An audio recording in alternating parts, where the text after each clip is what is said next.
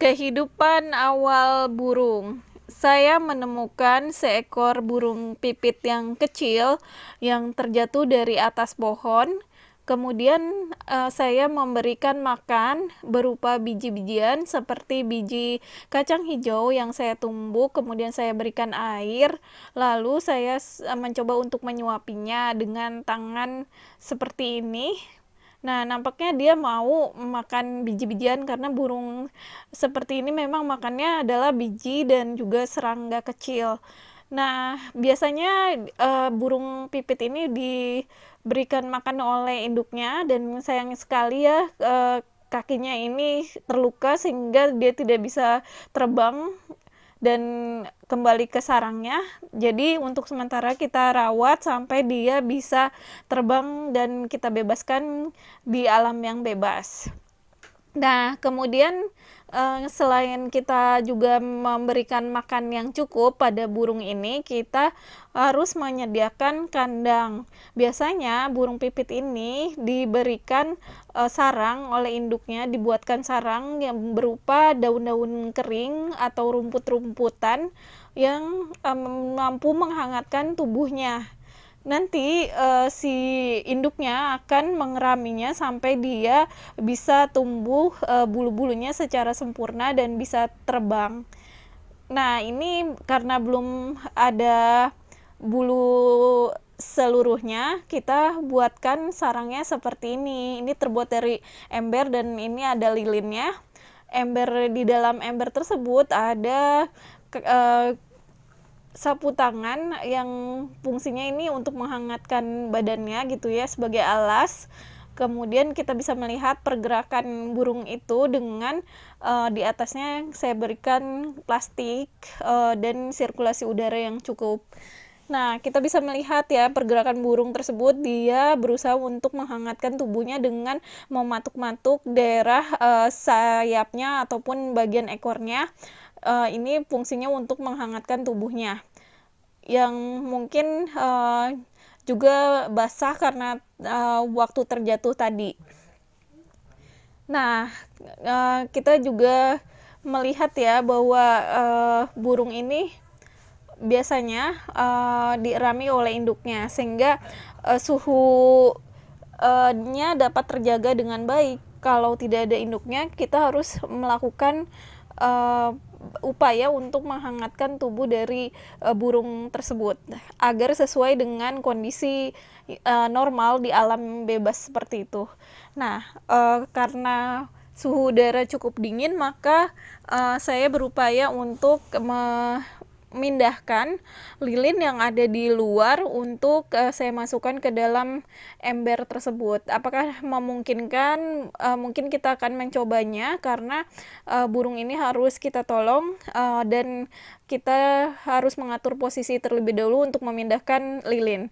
Nah, seperti ini yang saya buat, ada penggaris penahan untuk supaya kestabilan agar plastiknya tidak terbakar ya. Kita memberikan rongga yang terlalu lebar dari yang tadi ukurannya dan menjaga agar burung ini tidak terbang gitu. Nah, di sini rupanya burung sudah terjaga dengan baik ya suhu tubuhnya sehingga dia kelihatan mendekat dari lilin tersebut.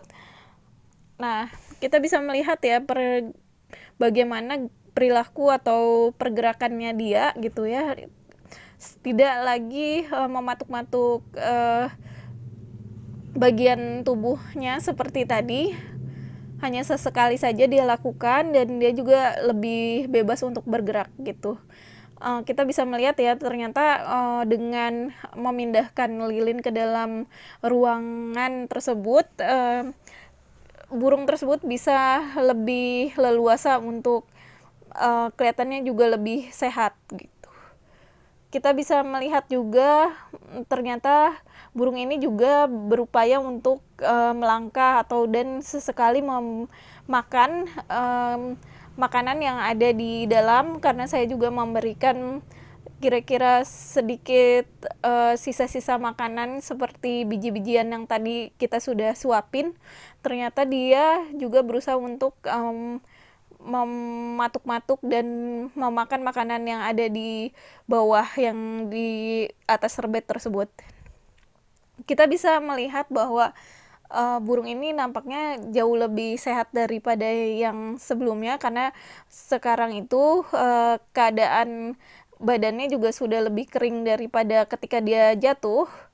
Karena ada basah-basah sedikit, nah dia sudah mampu beradaptasi dengan lingkungan sekitarnya dan juga nampaknya jauh lebih segar daripada yang tadi.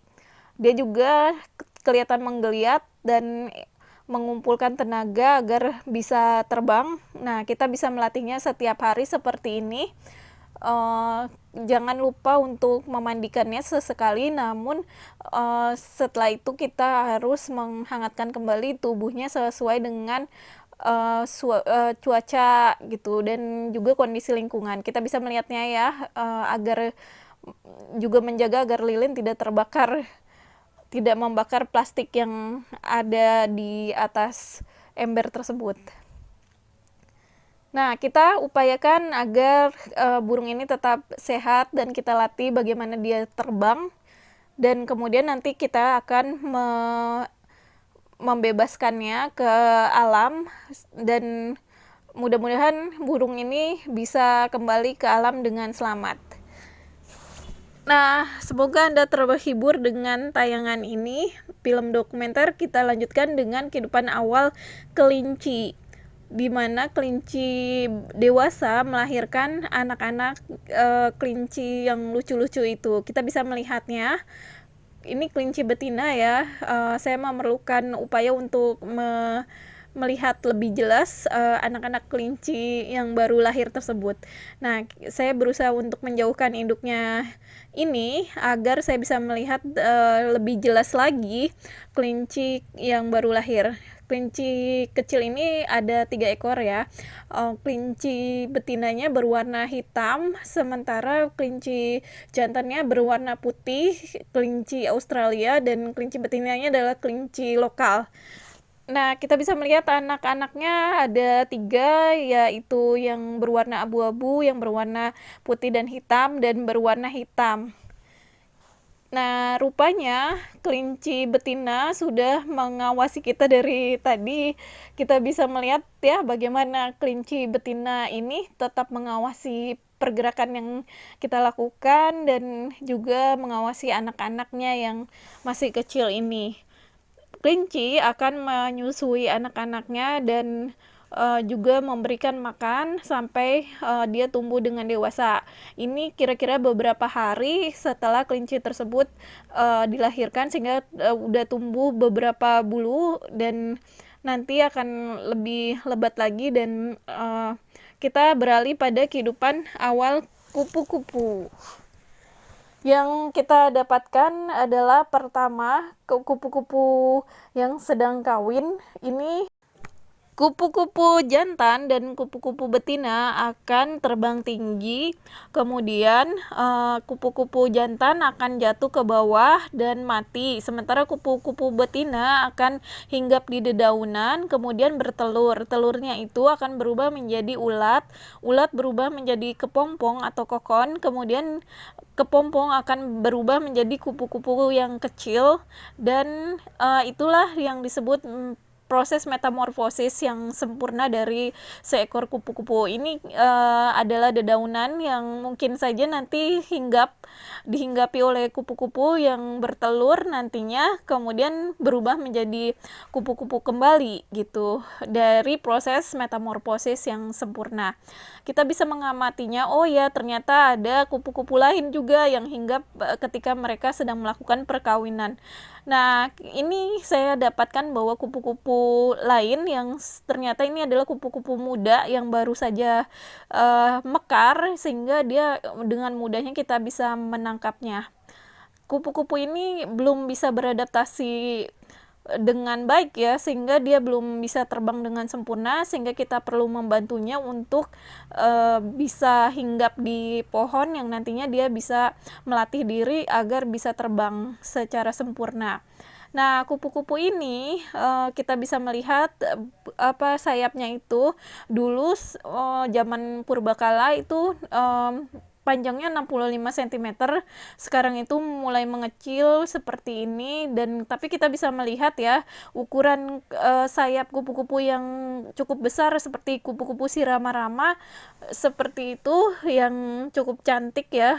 Nah, ini juga kemampuan kupu-kupu untuk bertahan hidup sekitar 1 minggu sampai 1 tahun lamanya. Jadi kita harus melestarikan lingkungan ya, dan menjaga agar kupu-kupu ini bisa lestari karena usianya juga tidak terlalu lama dalam bertahan hidup. Nah, kita kembalikan kupu-kupu ini ke pohon, ke atas pohon. Kita bisa melihat ya betapa cantiknya sayap kupu-kupu yang bisa kita lihat di kamera ini. Nah, kupu-kupu ini juga memerlukan adaptasi untuk terbang, sehingga kita harus membiarkan dia hinggap di atas pohon, dan kita kembalikan kupu-kupu ini ke pohon ya. Kita berusaha untuk mencari dedaunan yang cukup cocok untuk dia hinggap, sehingga tidak dikejar-kejar oleh misalnya ada pemangsa seperti kucing ataupun predator-predator lainnya. Nah, saya akan memilihkan tempat yang cocok untuk tempat tinggal kupu-kupu saat sementara, biarkan nanti dia terbang bebas ke alam setelah dia sudah cukup usianya untuk terbang dan bisa melatih dirinya sendiri gitu.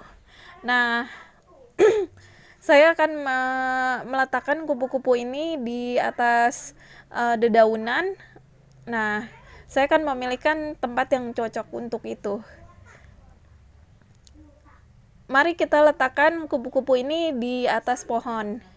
Nah, di sini tempat yang cocok ini adalah anggrek, pohon anggrek yang saya pikir ini cocok dan cantik juga tempatnya, sehingga saya letakkan di sini karena cukup tinggi sehingga tidak ada predator untuk kupu-kupu tersebut. Kita bisa melihat ya, walaupun agak buram kameranya, tapi masih bisa melihat bagaimana kupu-kupu ini hinggap di dedaunan ini.